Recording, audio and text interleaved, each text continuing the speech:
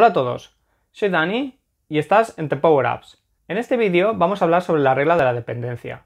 Esta regla nos ayuda a crear un código más mantenible y desacoplado. También veremos una introducción a Clean Architecture, ya que esta arquitectura se basa mucho en la regla de la dependencia. Así que, ¡empezamos!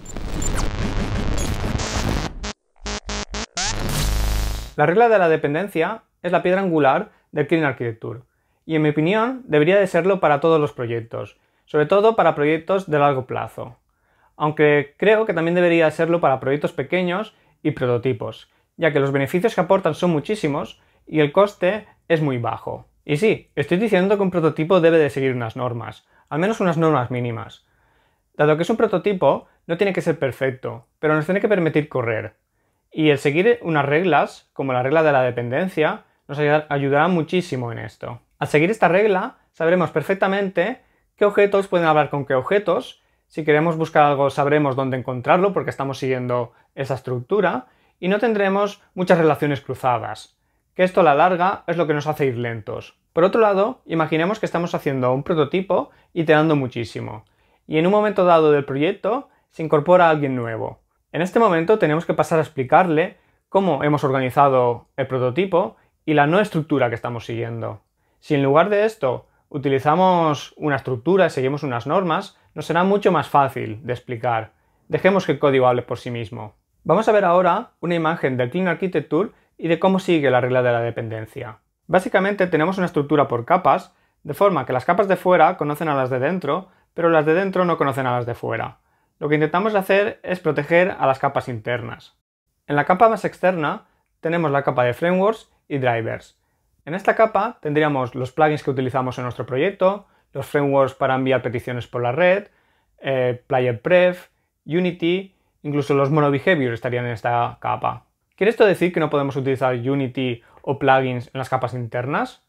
No, no quiere decir esto. Lo que quiere decir es que si queremos utilizar estos plugins o Unity en capas internas, lo que tenemos que hacer es protegernos del cambio y utilizar abstracciones e interfaces. ¡Ah! ¡Pero esto es sobre ingeniería! No, amigos, esto no es sobre ingeniería. El abuso de interfaces, cuando no debemos, sí que podríamos considerarlo sobre ingeniería, pero utilizar interfaces y una arquitectura por capas para protegernos de los cambios no es sobre ingeniería. En mi experiencia, cuando la gente dice sobre ingeniería a esto, es porque no han tenido la suerte de trabajar en un proyecto estructurado por capas, siguiendo por ejemplo Clean Architecture, y que respete todas las reglas al pie de la letra. Esta estructura es el paraíso de la programación. Al tenerlo bien estructurado por capas, sabemos perfectamente qué componentes necesitamos crear para desarrollar una feature. Esta es una arquitectura de desarrollo de tiempo constante. Lo que quiere decir es que nos va a costar lo mismo desarrollar una feature al principio del juego que al final. Esto es gracias a que está dividida por capas y seguimos la regla de la dependencia. Pero no hace falta que me creáis a mí.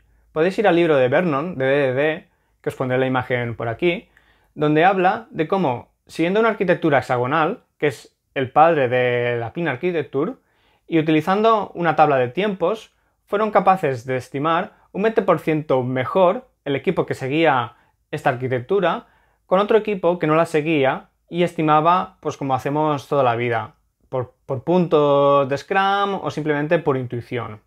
Esta tabla de tiempos lo que tenía eran los componentes de la arquitectura, ya sean entidades, use case, eventos, presenters, etc. y los dividía en fáciles, moderados y difíciles. En cada una de estas celdas ponía el tiempo medio que había costado desarrollar este componente para features con esta dificultad.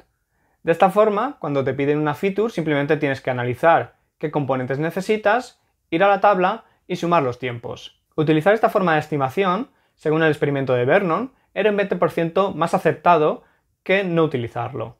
Pero bueno, sigamos con lo nuestro, que me desvío del tema. La segunda capa que nos encontramos es la de Interface Adapters. En esta capa encontramos los adapters para comunicarnos con la vista y con el acceso a datos. Por ejemplo, tenemos los controllers que reaccionan al input del usuario. Pero cuidado, lo que hacen es reaccionar, no se suscriben directamente a estos inputs. Esto lo hará la vista. También tenemos los presenters, que se encargan de formatear los datos para que la vista los muestre correctamente.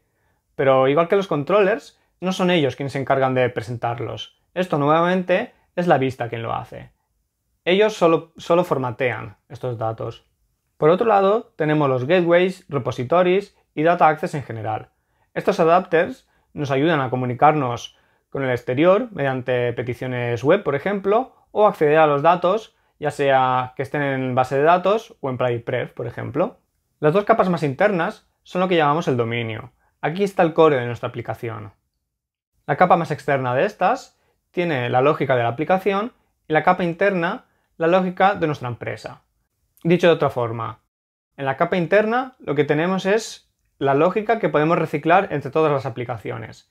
Y la capa más externa es la lógica concreta de esta aplicación que no podremos reciclar en otras aplicaciones. Estas dos capas son las únicas que yo os diría que las diluyéis un poco. En lugar de considerar las dos, considerar que son solo una, que es el dominio. Cuando tengamos que hacer un segundo proyecto, si hemos separado esto bien por capas, ya lo extraeremos.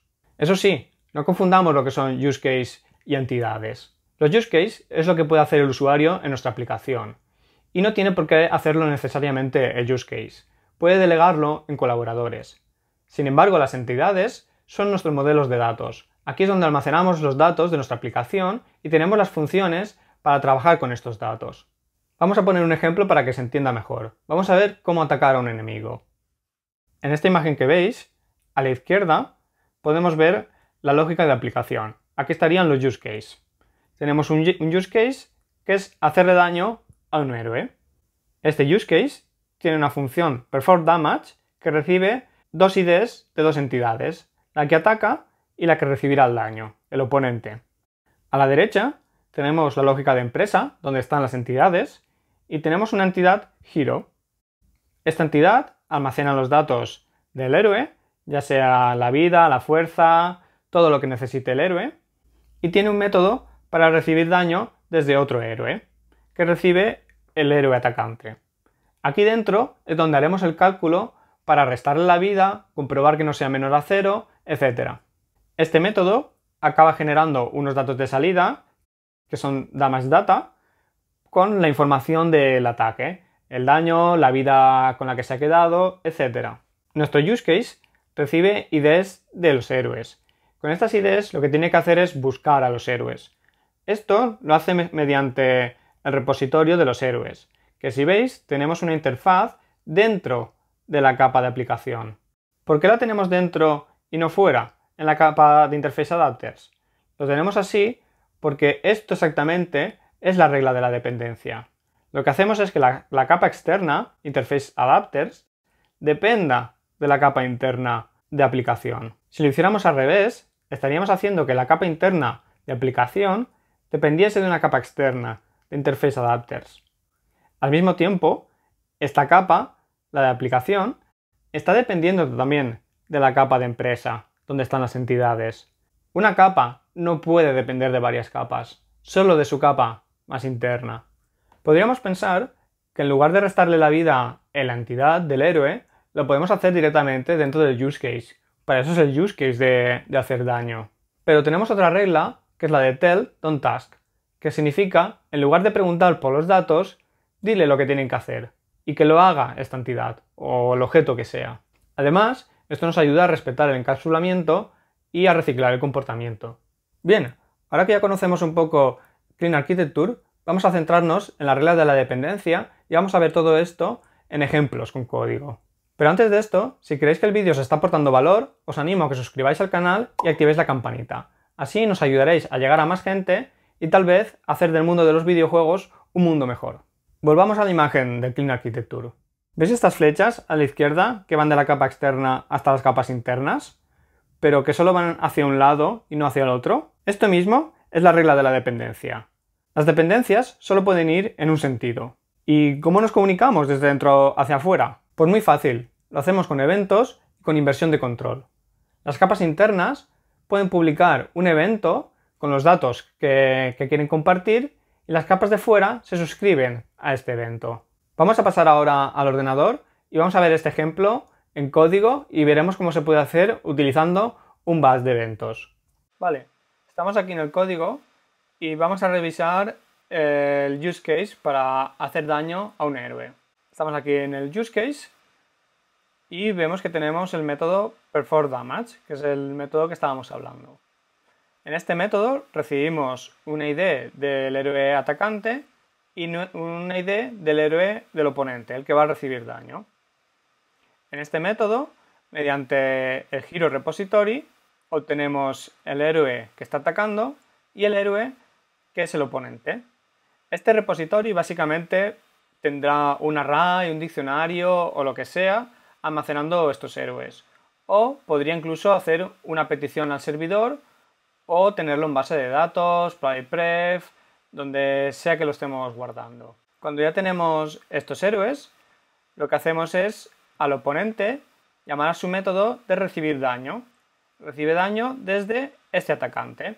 Si nos metemos a este método, lo que tenemos es la entidad Hero, que básicamente almacena el ID, la vida actual, la fuerza, y bueno, podríamos almacenar un montón más de cosas, pero para este ejemplo solo tenemos estas tres cosas. Y tenemos el método de recibir daño.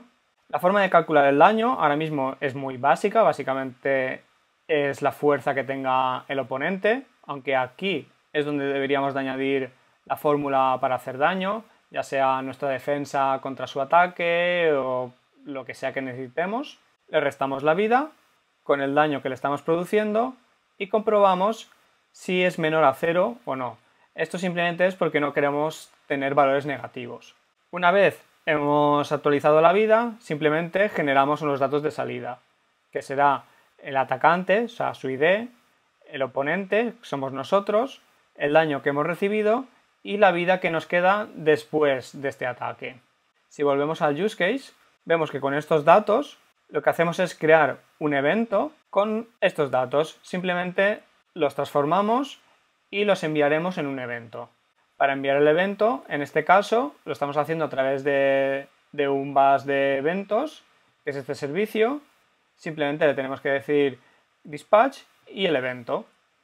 Y quien esté suscrito a esto lo recibirá. Tanto el bus como el repository los estamos recibiendo en el constructor. Simplemente se los estamos inyectando en el constructor. No nos importa quién está implementando esto o quién está implementando esto. Si recordamos el diagrama de este caso, vemos que aquí a la izquierda tenemos el use case que está utilizando la interfaz para acceder a los héroes. Aquí no está dibujado, pero aquí mismo, en el recuadro rojo, en la lógica de aplicación, es donde tendríamos la interfaz para el bus de eventos. Como ya hemos visto, es el use case el que habla con la entidad de Hero para hacerle daño.